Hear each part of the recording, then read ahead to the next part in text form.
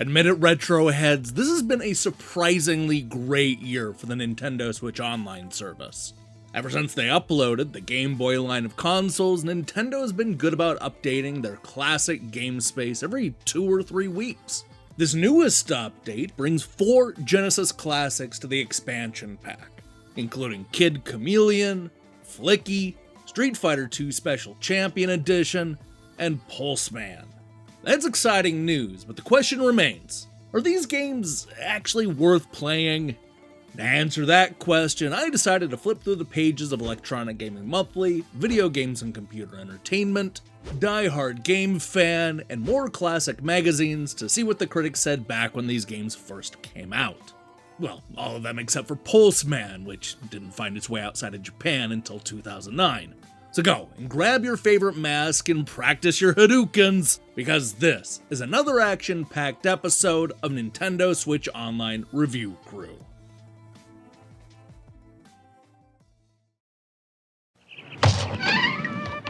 Hi, Dad. Where you been? Jeff's house. New Genesis game. Kid Chameleon. 100 levels. 1,800 screens. Longest I've ever played. That's good, son. Every time I changed helmets, I was someone else.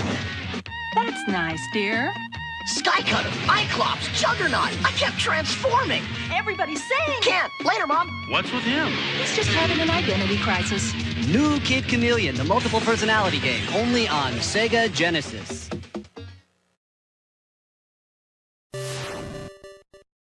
While Sega was confident that Sonic the Hedgehog would be their next big breakout star, they did hedge their bets a little bit with a backup plan, and his name was Kid Chameleon. This was a side-scroller in the spirit of Super Mario Bros. That starred a teenage boy who was able to take on a series of powers by wearing different masks.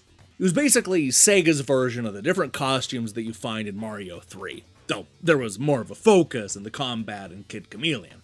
The other big gimmick was that it contained more than 1,800 screens to explore, a talking point that was a lot more impressive on paper than in execution. But hey, that's just me. Let's see what the critics said back in 1992. While Electronic Gaming Monthly certainly enjoyed Kid Chameleon, it was definitely not seen as one of Sega's best games of that era. Half of the EGM staff gave the game 8s, while the other half gave it 7s, leading to a fairly predictable average score of 7.5 out of 10. Steve gushed that the depth and overall theme of the game is really wonderful. Not only is the action in this game presented well, but beyond the hero-enemy interaction are a variety of other play mechanics that require you to discover just who's the best person in each situation. Sushi X was even more impressed, calling the game awesome, and arguing that Kid Chameleon is the most radical video game hero to come around since Sonic. If you want a real challenge, take on the video game adventure of a lifetime. He argued that it was a must for anybody who loves Mario or Sonic. Video games and computer entertainment was equally conflicted, liking the gameplay, but being a bit disappointed by the lack of originality. They called it a Mario clone, and then described the concept as stitching together virtual reality and the holodeck from Star Trek The Next Generation. They concluded that Kid Chameleon has non-stop varied action to make you come back for more. Helped by ease of play, its familiarity is reassuring rather than off-putting. This is a very well-executed exercise in the mediocre. Considering what's offered nowadays, that speaks volumes. You ended up seeing similar scores from Computer and Video Games, who gave it an 80% in issue 125. Mean Machines was right in line with a 78%, and Sega Pro went as high as an 89%. However, if you're looking for Kid Chameleon's highest score, then look no further than Game Pro. Giving it a perfect 5 out of 5, critic Earth Angel knows that it takes a while to realize that Kid Chameleon's not just another pretty face. It has a clever combination of Alex Kidd's best games, puzzle, strategy elements, and arcade-style action. The game introduces enough different faces to please almost all gamers. One of the hottest Genesis action games to hit the Winter Consumer Electronics Show. This kid is sure to give you your money's worth. Hey, would we kid you? I mean, you did give the game a perfect score, so maybe? Look, I think the Kid Chameleon is a great game and has a lot of interesting ideas to offer. But come on, it's far from perfect. Thankfully, you can see for yourself when you play this 1992 Sega classic on the Nintendo Switch.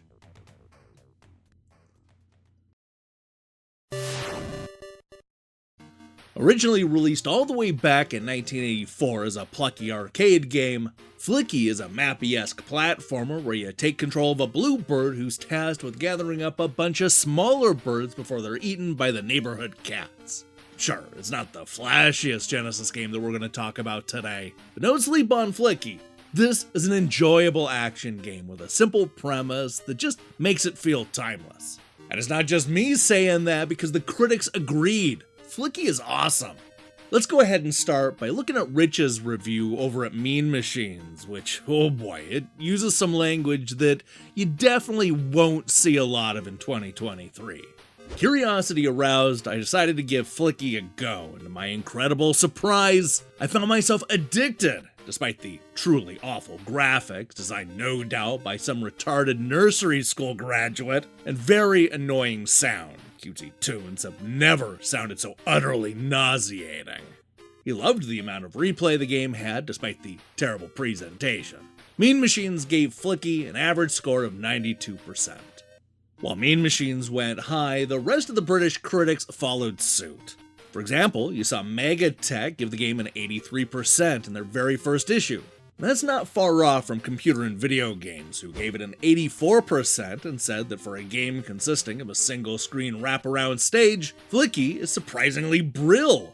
No need for massive scrolling levels or huge axe-wielding sprites here. All the characters are tiny, but they animate very well, especially Flicky himself. The Mega Drive is somewhat starved for cute platform titles, and Flicky is a welcome new laugh on the machine. Of course, not every magazine was thrilled by the game's outdated graphics and arcade gameplay. Electronic Gaming Monthly, for example, had very little good to say about Flicky. Steve called it a low-cost game for the Genesis made purely for the younger player. The theme is cute, as are the characters, but 99 levels is a little much. Ed was the sole review crew member to not give the game a 5, though let's be honest, his 6 wasn't that much better. Not for everybody, but once you try it, you probably will want to keep on playing. Not bad, but not great. Flicky averaged a very middle-of-the-road 5.25 out of 10 from Electronic Gaming Monthly. Perhaps I'm just young at heart, but I liked it a lot more than that. Find out who's right when you get to know Flicky on the Switch.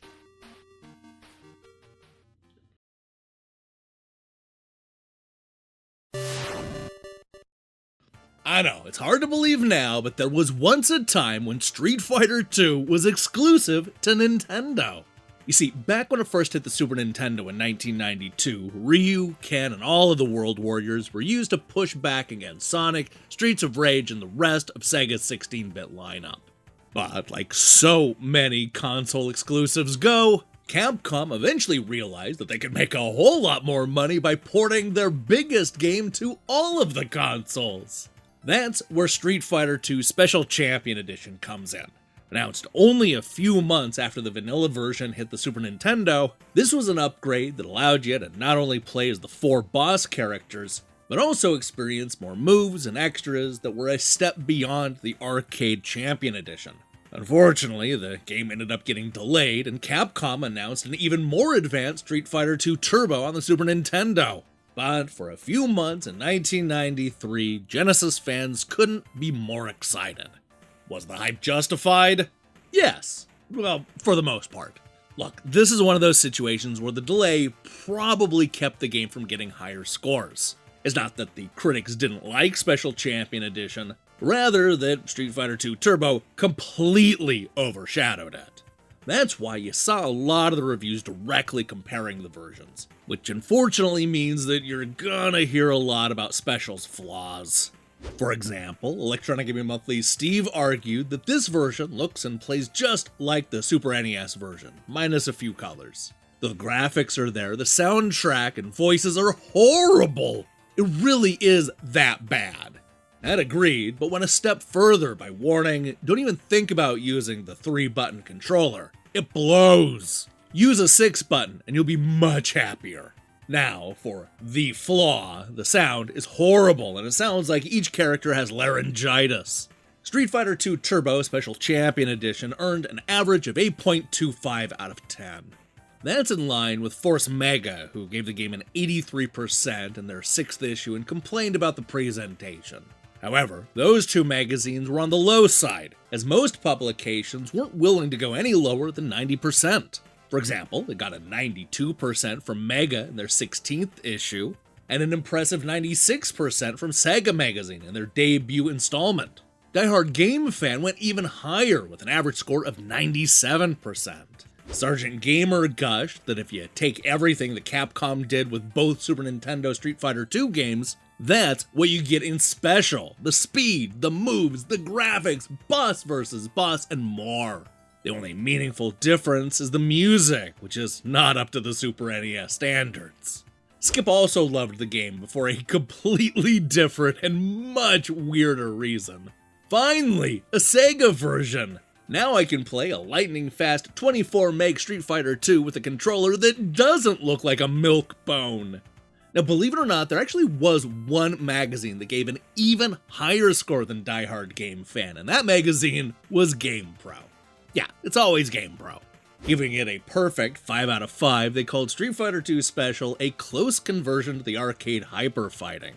The voices are barely comprehensible, but overall, this cart's a champion among Sega fighting games. That said, they did go on to conclude that without a question, doubt, or hesitation, the Super NES version beats the Genesis edition by virtue of better graphics and sound.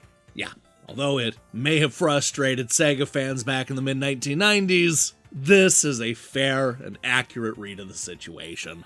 The version you play with the Milkbone controller is definitely better. But hey, Street Fighter II Special Edition is still a whole lot of fun.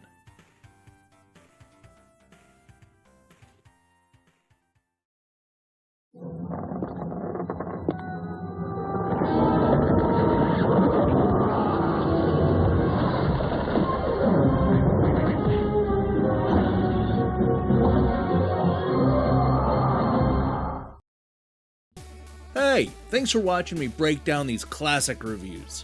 If you liked what you saw here, then you should know that we post new episodes just like this one every time Nintendo adds new classic games to their online service. We have a whole playlist where we go through all the Game Boy Advance, Genesis, Super Nintendo games, and more. So, you know what to do, go and check it out! Now, here's the question I have for you. What is your favorite version of Street Fighter II? From the arcade games, to the console ports, to the remakes, to the revisions, oh boy, there are definitely a lot to choose from. Let me see your pick in the comments below. In other news, we'll be back later this week to take a look at Doom 64, which just hit the PlayStation Plus service. Also, we still have at least one more review to go live this week. While you wait for that, I strongly recommend you click that subscribe button and support what we're doing here. Until then.